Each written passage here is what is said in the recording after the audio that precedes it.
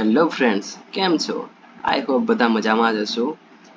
તો આજનો વિડીયો આપણો છે સમરસ હોસ્ટેલ ઉપર કે તેનું એડમિશન હવે 2024નું સ્ટાર્ટ થયું છે કે નથી થયું. સમરસ હોસ્ટેલ વિશે તમે જાણ્યું જ હશે કે ત્યાં તદ્દન જમવાનું ફ્રી અને રહેવાનું પણ ફ્રી છે.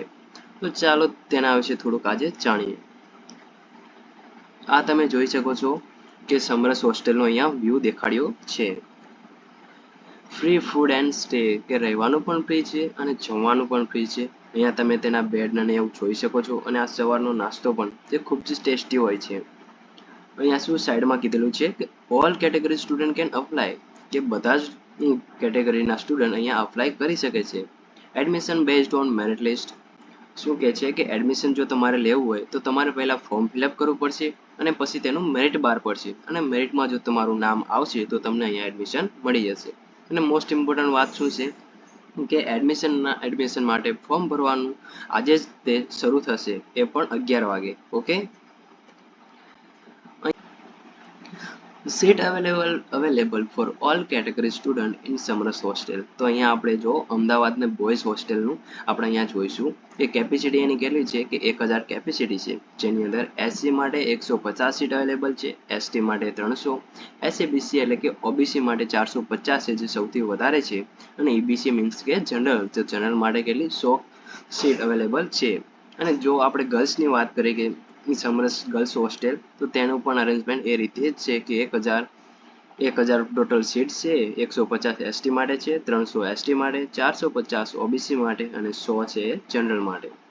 તો અત્યારે 2024 એડમિશન પ્રોસેસ માટે તેમણે કંઈક નોટિફિકેશન બહાર પાડી છે, તો તેને આપણે જોઈશું. તો ચાલો જોઈએ. તો આ તેની નોટિફિકેશન છે, તમે જોઈ શકો છો કે અહીંયા આપણે જોવાનું શું છે કે તેની કેટલી પણ બ્રાન્ચો છે, જો ક્યાં ક્યાં આવેલી છે. જો અમદાવાદમાં પણ છે, ભુજમાં પણ છે, વડોદરા છે, સુરત છે, રાજકોટ છે, ભાવનગર છે, જામનગર છે, આણંદ છે, હિંમતનગર છે અને પાટણ છે. એટલે ઘણા બધી સિટીમાં સમરસની હોસ્ટેલો આવી છે. તો તમે તમારી પ્રમાણે ગમે ત્યાં તમે એડમિશન મેળવી શકો છો. અહીંયા તમે જોઈ શકો છો કે તેમણે ડેટ મેન્શન કરી છે કે 27/5/2024 ના રોજ 11 વાગે ફોર્મ ભરવાનું શરૂ થશે અને 20/6/2024 રાત્રે 11:59 સુધી આ ફોર્મ ભરવાની પ્રોસેસ ચાલુ રહેશે. તો આ સમયગાળા દરમિયાન તમારે ફોર્મ ભરવાનું રહેશે.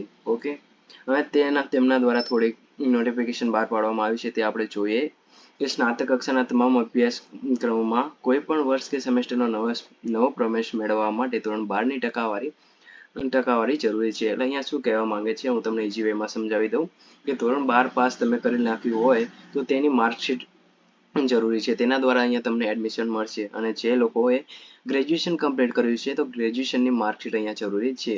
અને અહીંયા બીજું પણ કહ્યું છે કે મિનિમમ તમારે 50% તો હોવા જ જોઈએ અને તેથી વધુ હોવા જોઈએ, 50% કે તેથી વધુ હોવા જોઈએ.